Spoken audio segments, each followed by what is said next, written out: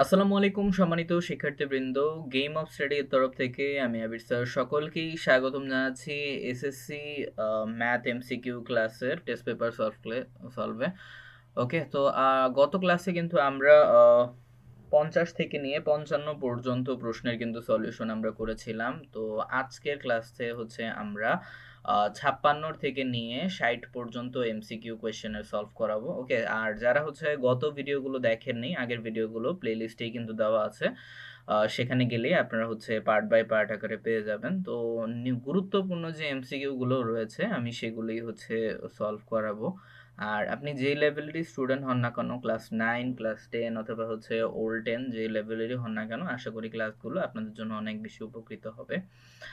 আচ্ছা, তো যাই হোক, কথা না বাড়িয়ে আমরা তাহলে ক্লাসের মূল পর্বে চলে যাচ্ছি।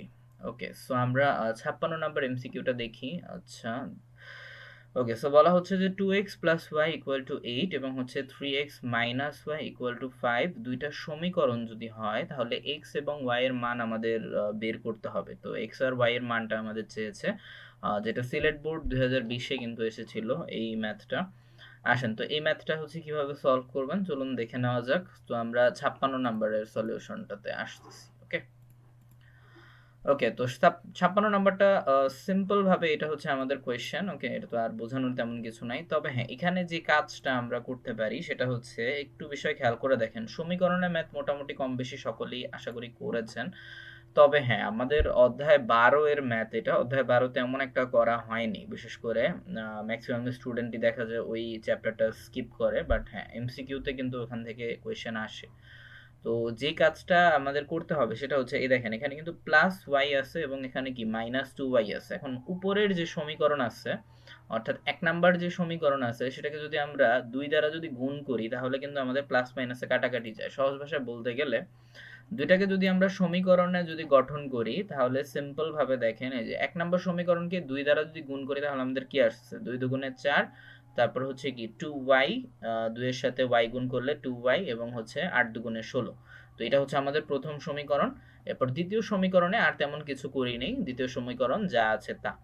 এরপর আমরা সিম্পল ভাবে এই কথাটা উল্লেখ করে দিবেন। এটা যদি নর্মালি এটা সৃজনশীলে আসে না, বাট আপনাদের টেস্ট পরীক্ষা বা নর্মাল পরীক্ষায় যদি আসে তো সিম্পল ভাবে এটা লিখতে ভুলবেন না যে 2 দ্বারা গুণ করে, ঠিক আছে, 1 নম্বর সমীকরণকে 2 দ্বারা গুণ করে এবং 2 নম্বর নরমালি যোগ করেছি আমরা।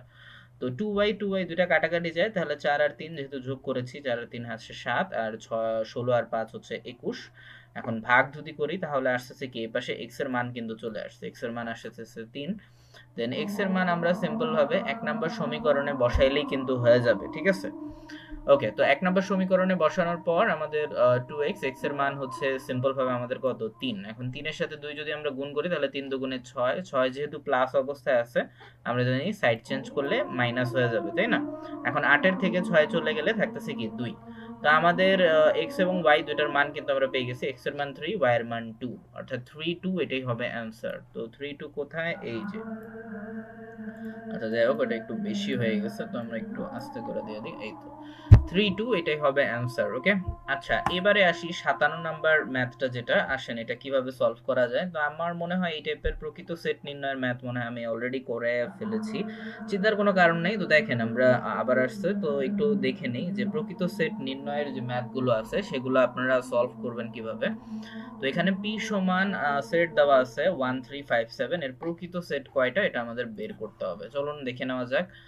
তো 57 নম্বর সলিউশন যেটা, এটা হচ্ছে আমাদের কোয়েশ্চেন। ওকে, আর প্রকৃত সেট নির্ণয় করার কিন্তু একটা সূত্র আছে, ঠিক আছে। যারা জানেন না চাইলে এটা খাতায় নোট ডাউন করে রাখতে পারেন, এটা লিখে রাখতে পারেন, এটা অনেক বেশি কাজে দিবে। তা না হলে অনেক পরবর্তীতে আপনি যদি ভুলে যান তাহলে হচ্ছে অনেক প্রবলেম হতে পারে। তো প্রকৃত সেট নির্ণয়ের সূত্র হচ্ছে 2 to the power n minus 1, ঠিক আছে। এখন n তাহলে কত হবে, n হচ্ছে ততই হবে যতগুলো সেটের উপাদান হবে, বুঝা গেছে। এখন সেটের উপাদান এখানে কয়টা, 1 2 3 4, চারটা সেটের উপাদান, তার মানে n এর মান কত হবে, 4। ওকে, এখন 2 টু দি পাওয়ার 4 যদি করি তাহলে আমাদের আসতেছে কত, এই যে 16 আসতেছে, আর হচ্ছে সিম্পল ভাবে এটা ক্যালকুলেটর গুণ করে দিলেই হবে, মাইনাস হচ্ছে 1। এখন 16 থেকে 1 চলে গেলে থাকতেছে কি 15। তো অ্যান্সার অবশ্যই 57 নাম্বারটা হবে 15। ওকে, সো আশা করি ইজি ভাবে আপনারা বুঝতে পেরেছেন ম্যাথগুলো। তো সবগুলো ম্যাথই মোটামুটি গুরুত্বপূর্ণ, যে খুব বেশি ইজি ভাবেন না। আর হ্যাঁ, যেটা খুবই বেশি ইজি মনে হচ্ছে চাইলে সেই অঙ্কটা চাইলে স্কিপ করতে পারেন, চিন্তার কোনো কারণ নেই।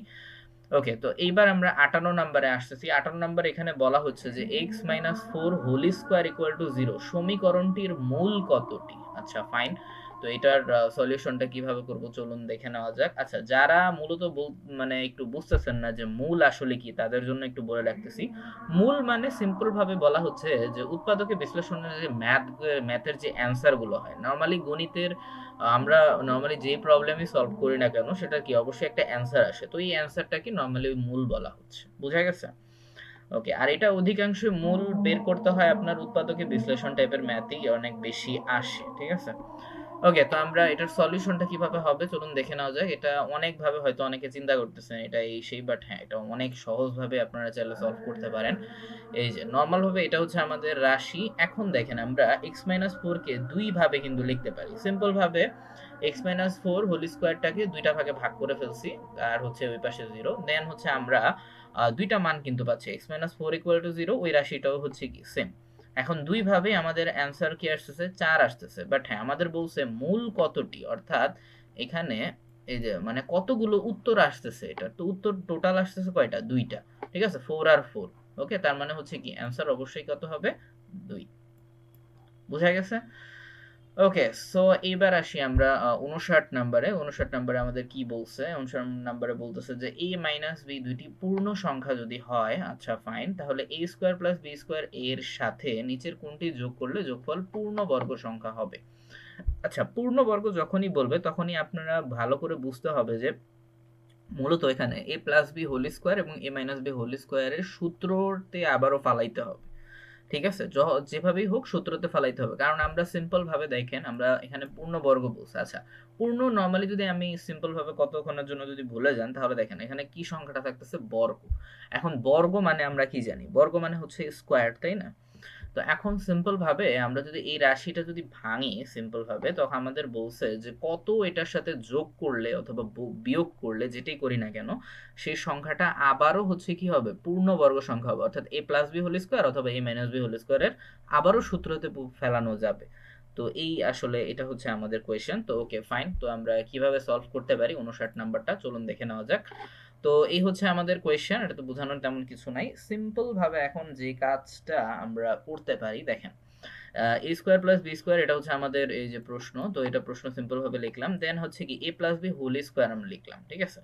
এখন যদি এখানে যদি আমরা এখানে অনেকেই প্রশ্ন করতে পারেন যে স্যার আমরা হচ্ছে এ square minus two A B plus B square কেন কেন দিলাম? কারণ হচ্ছে এখানে তো এ square plus two A B plus B square এটা হওয়ার কথা, তাই না? আচ্ছা, এটা এই জন্য দিলাম কারণ হচ্ছে আপনি অপশনটা ভালোভাবে দেখেন, অপশনে কিন্তু কোথাও কি নাই? টু এ বি কিন্তু নাই, শুধু টু এ বি নেই, মাইনাস টু এ বি আছে। অর্থাৎ এটাকে আমরা হচ্ছে কি আমরা মাইনাস টু এ বির সূত্রতেই নিলে যেতে হবে, ঠিক আছে? ওকে, তো এবার আসি আমরা এটা তাহলে কোন সূত্রতে পড়ে? a square minus two A B plus B square, তাহলে সিম্পল ভাবে এটা হচ্ছে কি আমাদের a মাইনাস বি হোল স্কয়ারের সূত্রতে পড়ে। এখন কত এটার সাথে আমরা যোগ করলাম, ঠিক আছে? যোগ করলাম মানে এখানে প্লাস করেছি যে বিষয়টা এরকম না, মূলত কোন সংখ্যাটা আমরা এখানে অ্যাড করেছি বা হচ্ছে নতুন যুক্ত করেছি এইটা আপনাকে বোঝানো হয়েছে, ঠিক আছে? ওকে, এই যোগফল মূলত আবার ওই সই প্লাসের যোগফল কিন্তু না, হ্যাঁ, মূলত কোন আপনার সংখ্যাটা বা কোন লেটারটা আসলে যুক্ত হয়েছে সেটার কথা বলা হয়েছে। এখন a স্কোয়ার বি স্কোয়ার তো অলরেডি ছিল আমাদের, তো আমরা নতুন যুক্ত করেছি কোনটা? এই যে এই মাইনাস টু এ বি, ঠিক আছে? কারণ এই মাইনাস টু এ বির কারণেই হচ্ছে কি এটা আবার সূত্রতে কিন্তু ফালানো গেছে। বোঝা গেছে? তো যেটাই আমাদের চেয়েছিল যে পূর্ণবর্গ সংখ্যা কত হবে, কত যোগ করলে এটার সাথে। তো মাইনাস টু এ বি যদি আমরা করি তাহলে এটা আবার সূত্রতে ফালানো যায়। তো অ্যান্সার অবশ্যই হবে minus two A B. Minus two A B কোথায়? এই যে ফার্স্টেরটা। ওকে, সো আশা করি এই টাইপের ম্যাথ ভালোভাবে আপনারা ইজিলি পারবেন। তো এই টাইপের ম্যাথ অনেক আসে, কিন্তু বোর্ড পরীক্ষায়ও আসে, অনেকবার কিন্তু এসেছে। গতবারে ঢাকা বোর্ডও মেবি হচ্ছে এসেছিল, তো গুরুত্বপূর্ণ খুবই। আচ্ছা, তো যাই হোক, আজকের ক্লাসে তাহলে শেষ এমসিকিউতে যাচ্ছি। তো এখানে একটা ত্রিকোণমিতির ম্যাথ আছে। ওকে, বলা হচ্ছে যে cosec a minus cot a equal to 1/x যদি হয় তাহলে cosec a plus cot a তাহলে কত? আচ্ছা, এটা অনেকের হয়তো প্রবলেম হইতে পারে, তো আসেন এটা একটু কিভাবে সলভ করা যেতে পারে তো আমরা হচ্ছে একটু দেখে নিই। তো ত্রিকোণমিতির জাস্ট হচ্ছে সূত্রগুলো মোটামুটি ধারণা রাখলে এই ম্যাথটা ইজিলি সলভ করা সম্ভব। দেখেন আমাদের অ্যান্সারটা বের করতে বলছে কোনটা, আমাদের অ্যান্সার বের করতে বলছে কসেকে এবং কটে। তার মানে এই দুটার একটা সূত্র কিন্তু আছে, সিম্পল ভাবে আমরা লিখতে পারি এই যে এটা প্রথম সূত্রটা আমরা লিখতে পারি যে কসেক স্কোয়ার এ মাইনাস কট স্কোয়ার এর সূত্র হচ্ছে 1। ঠিক আছে, কারণ এই দুটার মানে কিন্তু কি হয়েছে আমাদের বের করতে হবে। ঠিক আছে, এখন cosec square A minus cot square A equal to 1। ওকে, দেন হচ্ছে আমরা এ স্কোয়ার মাইনাস বি স্কোয়ারের সূত্রতে চাইলে এটাকে ইজিলি কিন্তু ফালাতে পারি, অর্থাৎ এ স্কোয়ার মাইনাস বি স্কোয়ারের সূত্র কি এ প্লাস বি ইন্টু এ মাইনাস বি, তাই না? সিম্পল ভাবে ওই সূত্রতে লিখছি। তো আশা করি এই লাইনটাও ক্লিয়ার আপনাদের। এইবারে হচ্ছে জাস্ট আমাদের এখানে একটু বিষয় খেয়াল করে দেখেন, আমাদের উদ্দীপকে কিন্তু এই যে মানটা কিন্তু দিয়ে দেওয়া আছে 1/x, অর্থাৎ cosec a মাইনাস 10 এর সূত্রটা হচ্ছে সরি মানটা হচ্ছে 1/x। তো cosec a মাইনাস cot এর জায়গায় 1/x লিখেছি।